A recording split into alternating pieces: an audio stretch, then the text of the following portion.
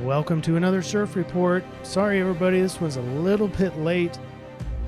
Lots of energy out there. This one is going to encompass April 16th through April 22nd, and it's not my intention to bring these reports out this late, but in getting prepared, and we had some technological issues, so apologize for that. So let's go ahead and get to the summary slide. People, we're triangulating for the biggest influence, and we're using various technologies. And then once we get that, at the end of the video, you're going to see the solution. The solution is how to utilize this energy that we've identified from triangulating, and how to use that energy for your best good and for how to make a best collective future for us. We use these technologies. We use tropical astrology to get the influence. We look at the collective dreams, and the collective dreams show us what the subconscious is doing at the collective level. If we know where the subconscious is, we know where we're headed. And it's not cool when we see fear as a big, glaring thing in the dream bot, the biggest meme. The I-Ching, we always throw these coins, and again, we have no change lines, but the I-Ching says hexagram 60, so it's limitation. So the nuts and bolts of this with the astrology, we're going to talk day by day. So you're going to get a nuts and bolts knowledge about what's happening every single day in terms of astrology. But bottom line is there's a lot of ego that's being kind of feeling unsettled. The sun has got the squares. The sun ends its time in Aries and goes into Taurus. The sun gets the new moon, and then conjunct Uranus. And so Uranus is all bets are off. It's kind of like a ticking time bomb. As the sun passes that, everything could change. And so there's a lot of anxiety there. Well, that's ego. That's because that's sun and sense of self. And the collective unconscious, the dream bot, sees fear. So ego is afraid, and the I-Ching says limitation. So ego is afraid and limited. Congruency is pretty high. The only thing hanging out of this circle is the other meme from the dream bot, and we're going to use that as part of the solution because it overlaps with the other technologies that we use. By the way, for the solution, we're going to use Sidereal. We're going to use the rave mandala. So we're going to triangulate the solution based on all those technologies, and we'll talk about that later. But first, let's get into the dream bot next.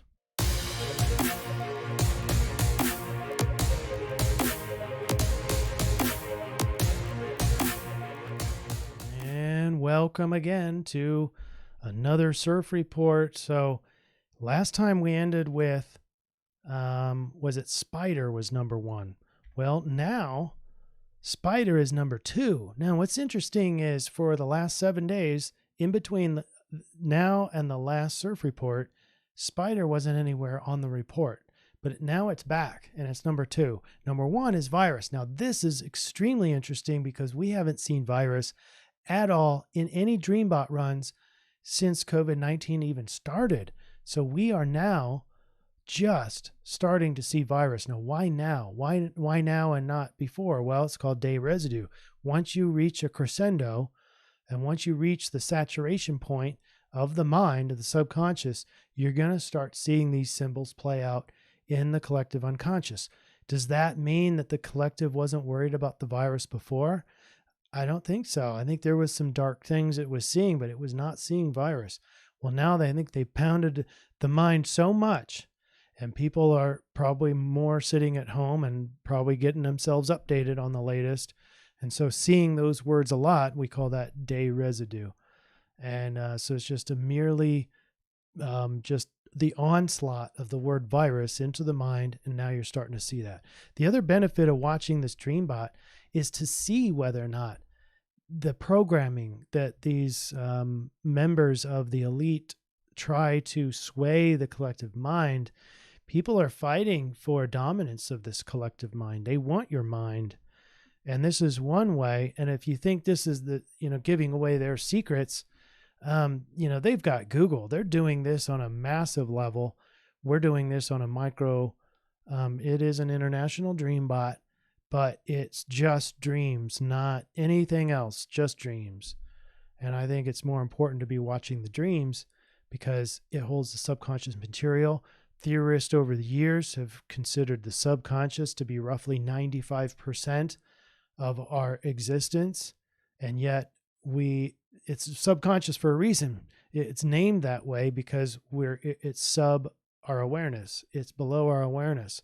And so if we're not aware of it, it doesn't matter. Still going to be creating that reality if it's in the subconscious realm. And so it just so happens at the collective level, virus is there, spider web is there. The word afraid, there's the word fear and afraid indicate that there's a lot of fear in the collective unconscious. And I'm telling you that up until now, yeah, there was a little bit here and there of afraid kind of stuff, but the words afraid and fear have not been in there. This is the first time it's really been really high afraid. And so it looks like a network. The word web, spider, that it kind of implies that spiders are kind of scary and all that. So that's kind of fear, but it's also kind of a network, fear network. And so it does look like it's being programmed in us, probably from the web, probably from their, mass media. So anyway, virus is at the top. So anyway, the second meme is co-creation, imagining, and I called it gnosis because gnosis is the idea that you're experiencing. There's no longer any believing. There's no need to believe because you're experiencing. So in other words, we have the words dreams, dream, and dreaming all in the same dream, but that's unprecedented. And that's telling us that we need to imagine, we need to experience a positive future so that we can co-create a more positive future. If you can't imagine that future, then you're going to be succumbing to whatever they program in our mind. So we have to have a better future in order for the collective to have a chance at a better future. I hope that makes sense. We're going to cover all that later because that's more of the solution than it is the influence. But before we end on the dreambot, I wanted to point out the linguistics here. Linguistic set number 1, provided, shred, interface, weak through during knowledge. I know that sounds like gibberish, but if you read it fairly fast, it kind of sounds like the David Wilcox prediction of, kind of lights out for a while, or at least the dark web. And meanwhile, the interface is going to be, shredded and dies for a week. And then during that time, we gain knowledge of what's really happening. I don't know. To me, that might be hogwash, but that's the way I see that in that dreambot, and really do hope that's true. I can only hope.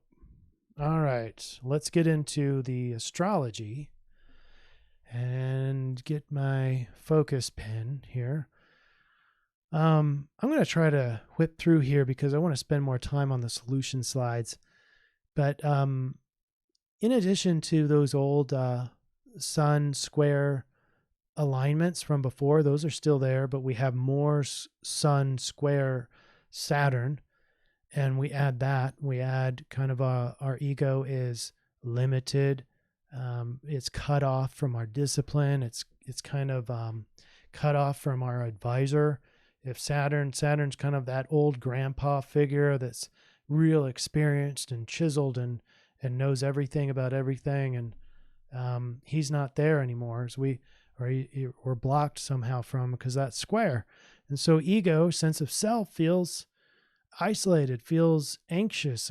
Damned if I do, damned if I don't. And on top of that, Sun is going into Taurus. And so ending its time in Aries, going into Taurus. There's some more unsettling. And then there's a conjunct Sun, conjunct Uranus, which I didn't write over here, but that is actually starting soon because it's an 8-degree orb. All right, starting on our drill down for Thursday the 16th. Remember, the sun is with its limitations. These are all these squares that we talked about last time, and it's only going to get worse now, feeling more obstacles and more separation from, good things, positive transformation, my grandfather advisor, and then eventually the Mars aspect will come in there as well. Well, we have opportunities. Remember, we ended last time with Mercury with its sextiles over to Venus. Venus harmonious in Gemini, and gets along, and it's really rather beautiful artwork that can come out, but it's trine over to Mars. That's Venus trine Mars, and that's a really easy energy, so we can influence this need for harmony and getting along. We can apply that to the dominant Mars, who wants to achieve things in Aquarius, which is kind of like a collective concern, so for the collective good, or for your own personal aspirations, and for your friends, your close friends. So the other opportunity for Mercury is that sextile to sextile over to Mars. So your ability to rationally think of how to get things done. There's an opportunity for your mind, that the first part of this week. All right. Next, on Friday, ego is fearing change because we're being cut off from all these things that we talked about with the squares. Sun is starting to feel the end of the Aries, and Sun feels great in another fire sign, and so it's it's energized, but it's kind of winding down. As it goes into Taurus, now it's a whole different energy. It's practical, it's kind of slower, it's more steadfast, it's more of like a train that's kind of hard to stop. It can get kind of steadfast or blunt, but supportive. But anyway, it also sees this Uranus, staring Uranus right in the face, heading right for it, well within the orb right now, orb of 8 degrees. So it's starting this massive change to self. Sun is self. Sun is ego. Sun is our ability to shine in the world and what we're going to be doing. So, while Mercury still has its options, Sun is really having a hard time. You might get stuck in a suffering moment with the Sun. Sun kind of just like this unsettling feeling of something's about to change. And other thing I talked about, soon the moon will be overlapped with the Sun, conjunct with Uranus, and so all sorts of change with this new moon in Taurus. But that's towards the end of the week. Now we get into the weekend. We start losing our opportunities as these sextiles start to decay. The Venus is still strong with its trine over to Mars, but you see a lot of obstacles now. Mercury is now squared off to Neptune. Mercury squared to Moon and Neptune together, emotions and dreams and fantasy and escapism. Boy, that doesn't feel very good. So we can't we can't imagine things because that's going to play tricks on us. It's going to create obstacles to our harmony. Our best shot at harmony is carrying out activity with the Mars aspect in collective concern. So doing something for the collective good would be great.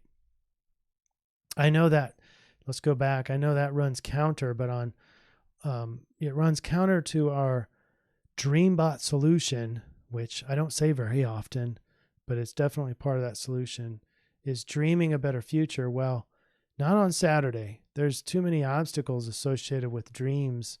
Pisces is the dream. It's ruled by Neptune. It's all squared off. And so let's hold off on the dreams on Saturday.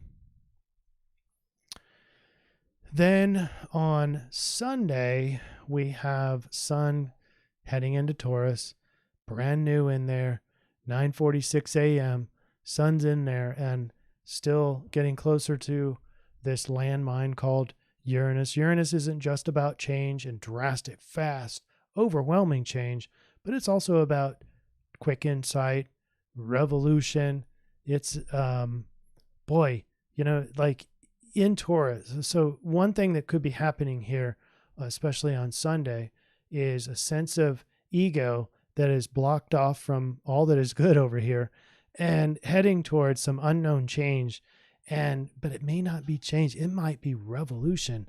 Uranus is all about eccentricism, revolution, change, all that kind of stuff. So we might be seeing some revolution, especially as the sun gets closer and closer to Uranus. It's a landmine there. And Uranus also controls technology. So, sheesh, what's technology going to be doing? Who knows? On Monday, we have less obstacles, less red. That's nice. But that landmine is getting even closer. And so closer to revolution, question mark, closer to big change, question mark, closer to technology going down. Who knows? On Tuesday, now we've got two new squares. First of all, you've got Mercury square Pluto. So that's here down into Pluto and Jupiter. So that positive transformation, being able to rationally think of the silver lining, very difficult on that day. This again is Tuesday the 21st. Difficult to see a positive transformation happening and might even feel blocked. The mind might feel foggy, if you will, or it might feel passionate, and the harder passion that you think about it, the more struggle, more obstacles you create against that silver lining. And then Mercury still has that square over to Neptune, so still sort of hard to purposefully dream, especially about harmony, but doesn't mean you can't be dreaming about other things like a positive future. All right, final day, we have a new moon. Now, the obstacles that we just talked about not only continue, but exacerbate and get more of them. You see Mercury's got a couple, another square. We have the sun's got just inundated and only 3 degrees away from Uranus. And now we've got the new moon. Moon overlaps sun. By definition, we have the part of fortune, which is a calculation between the distance between moon and sun, which is 0, which means that the part of fortune is parked on the ascendant. Not meaningful, because that's what happens every new moon. But hopefully fortune is rising. That's what I hope to take from that from every new moon. But in this case, we have 3 degrees Taurus, 24 minutes. And so a Taurus new moon is tempered that with this whole Uranus thing. We don't know. It's unsettling. We don't know what this future is going to look like. We don't know what this change is going to look like. And the way that Uranus operates, it almost begs you to want to guess at what's going to happen. And so when you do, you know that it is not going to be right, because Uranus is so unexpected. There's no way to really guess of what's going to happen. Now, Taurus in general is very supportive, practical, and even realistic. It's an earth sign. And so this new moon is about that earthy take on things. It's about enjoying life, experiencing what you know, what's around you, the beauty that you see around you, maybe even gaining wealth. There's Taurus is associated with a second house of worth and wealth and that kind of thing. It's very dependable. So we're practical. The downsides is Taurus can be sort of possessive, obstinate, but is very patient. Again, that energy slows down. The sun likes to go. It likes to shine. This time it's just kind of laid back and experiencing things. And it could be a nice change from this passionate, ardent Aries time that the sun is kind of recovering from, kind of a manic period, if you will. So that's good. Should be nice and slowed down for you. But hey, it's unsettling still because something's going to change in the material sense. In material, because we're talking Taurus. Taurus is very earthy, very 3D reality. And Uranus likes to change that out. So expect the unexpected. Now let's get into the I-Ching reading. Again, there was no changed lines. We have water over lake. So the influence, basically, when there's no change lines, the influence is the solution. It's one and the same. And so we just read the hexagram, and we easily weed out the influence and then weed out the solution. And sometimes it's the exact same sentences. But it's hexagram 60. It's called limitation. Limits are necessary to channel energy, guide purpose, and lend direction to life. Winging it alone, wild and free in a sky of unlimited directions and opportunities, only leads to becoming lost. What does that sound like? That sounds like the sun square everything as it heads towards Uranus. So it is very important to limit things. There's going to be a lot of possibilities in the future. What we need to do is set some limits. Let me keep reading because I'm kind of getting ahead of myself. A key to successful life is to select your limits consciously and carefully, to be discriminating in the setting of personal boundaries, but also knowing when to fly in formation. Only by consciously accepting useful limits can your energy be channeled to good purpose and lead to lasting accomplishment. Some of the things of Taurus is that we do become much more conscious about what we're taking on. All this all this limit kind of stuff does have a flair of Taurus in it. Taurus doesn't want to be spending all its time working, although hard working is part of that, but it also wants to take a break and experience. And that's exactly what hexagram 60 is all about. Aim for a middle way between discipline and freedom of spirit. This is Taurus. Even limitation must be limited so that the effort to bring order and direction into your life, you do not choke off vital sources of enthusiasm and spontaneity. Limitations are the breeding ground for nature's strength. In order to become stronger, we have to apply some limitations. You can't do everything. You can't be an expert on everything. The process of adaptation demonstrates how limitations force creatures to harmonize with a changing world. Now, that's not so Taurus, because Taurus is not known for its adaptability. It's known about rooting in to what it knows, and it's hard to adapt. So that's going to be the challenge for you Taurus folks, or you earthbound folks, is to be able to adapt to what's coming in these changes. Limitations activate the adaptive response. All right. In the unchanging line, you may need to set boundaries in your relationships so that your own needs are being addressed. What does that sound? That sounds like Aries. Okay. Now, hold that thought, because we're going to get into the Sidereal Astrology as a continuation of our solution. But first, let's get our sponsor to have his air.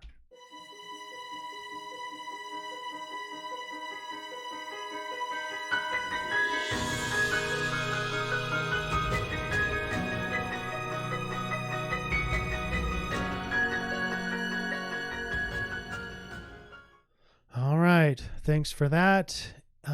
Intervention is the place to go for mental health counseling and coaching for astrology readings, human design readings. This can help, especially if this rave mandala, that's the center zodiac that we have here, that's from human design. And we're going to incorporate that into our solution. So I realize that in the middle, this is the Tropical Astrology, and it's upside down, but I had to rearrange it so that it's perfectly aligned with the Sidereal. Sidereal is part of our solution, so we're going to be triangulating. The influence is from the tropical. The solution is from the sidereal. All right. So this is the chart of the new moon, and it's in Taurus, and it's 3 degrees 24 minutes. And so what that equates to is in the Rave Mandala, hexagram 27, line 1. I just happen to have that right here. So hexagram 27 is the gate of caring. Now, hold on to this, because this one is going to get eerie when we talk about the line. All right. 27 says, the drive to nourish is also in its polarity. The drive to be nourished or cared for. The need to be cared for, driven at the sacral level, can lead to all kinds of sexual health problems. The power to care for the weak, the sick, and the young can be impressively altruistic in its manifestation. And all we're doing here is we're talking about the hexagram of 27 as it has to do with human design. It's not all that important yet, but watch this. Line 1 or line 6 is protection against an abuse of generosity, a practical and realistic approach to nurturing whose appropriateness is guided by feelings and instinct, the power and strength to be realistic in Taurus, realistic in one's capacities to care and nurture. That's also Taurus. But here's the tendency to be over-suspicious, the power of suspicion in limiting the expression of caring. What is this saying is that we need to be wary of too much generosity, because the influence, according to the Rave Mandala, is caring and nurturing. And so you're going to have people with too much generosity. You need to be on the guard for protecting yourself against the abuse of generosity. What does that mean? There might be an example like, I'm here to save you with a vaccine, and I'm scared to go anywhere without my vaccine. Well, what if that is an abuse of the generosity? Maybe it's not generous at all, especially if Bill Gates has already talked about his desire to use vaccines to decrease the population by 10 to 15%. That would be an example of protecting yourself against the abuse of generosity.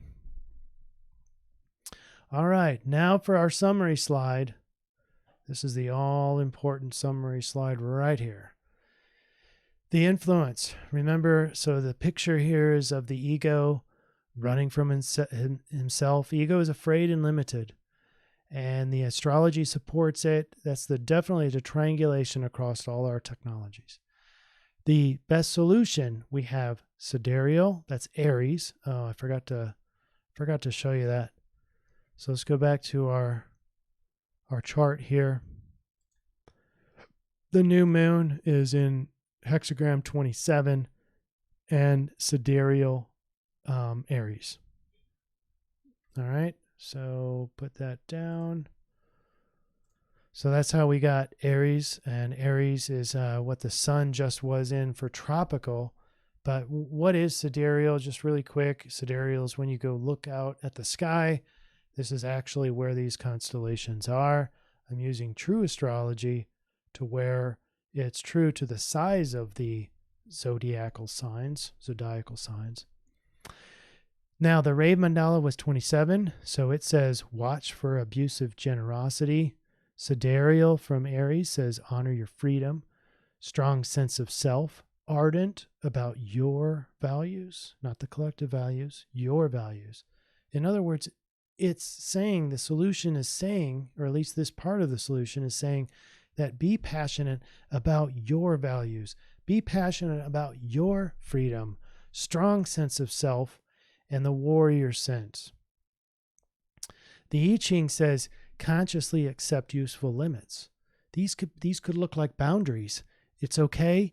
It's not only okay, it is essential that you put up your boundaries this week. This is that's absolutely overlapping with honor your freedom, strong sense of self and your values. So I-Ching says consciously accept useful limits, channel your energy to the highest values on your list. Remember that Venus trine Mars? That coincides with this. There's the energy there to do this. Set good boundaries, address your own needs. That matches with the Aries Sidereal Astrology. Finally, the dream bod. I don't normally put the dream bod in this summary slide, but it's dream big. I mean, we're talking dream, dreams, and dreaming. Also, the word lucid was in the collective unconscious. It's saying we need to co-create a better future. And so you got to do that through the mind. You've got to do it with dreams. You can ask for better dreams. You can have dream catcher and fill your brain during the day with positivity. And that way you have a better chance of having a positive dream. We want more positive dreams to sway the collective unconscious and limit the fear porn that they're putting out. Now, finally, the final sinker, the final suggestion, if you remember only one thing from this whole report, it's this. Limit your attention to only what matters to you the most. Okay, so your values, make sure you identify your highest values and then limit your attention to only that. The I-Ching suggested limits. One of those limits is your attention. So limit your attention to only what matters to you the most and dream big. Okay? It sounds like it's kind of a selfish time. And what we naturally do when we are suffering, so a lot of us are suffering. A lot of us are afraid. And the astrology comes along with it. And hopefully that Uranus aspect, insightful and revolution, kicks up some very positive ends, but we don't know because we're all going to be having to adapt to something we don't know anything about. All right, so limit your attention to only what matters to you the most. Bring in your core values and dream big. Start to ask for better dreams. Ask for dreams surrounding your highest values. Ask for dreams about a future positive outcome. Demand a positive future. Okay, we need your input. The collective needs you. It's being swayed to the fear side of things. All right, that's it, folks. I'm going to leave that as the last slide. And it doesn't include the new moon. That's on the 22nd. But there's your summary slide of all the different aspects. I didn't include all those on there, but should be enough for you to decipher and remember what's important. All right, hunker down, folks. Be positive. Don't hunker down over fear. Hunker down over limiting your resources, and then bring in what's most important to you. Keep your values in the forefront of your mind. Limit your attention. Don't give mass media your attention. Give your attention to yourself. Take care of yourself. Be selfish with that regard. Be egocentric, and we'll get out of this funk together. Where we go one, we go all. Take care, everybody.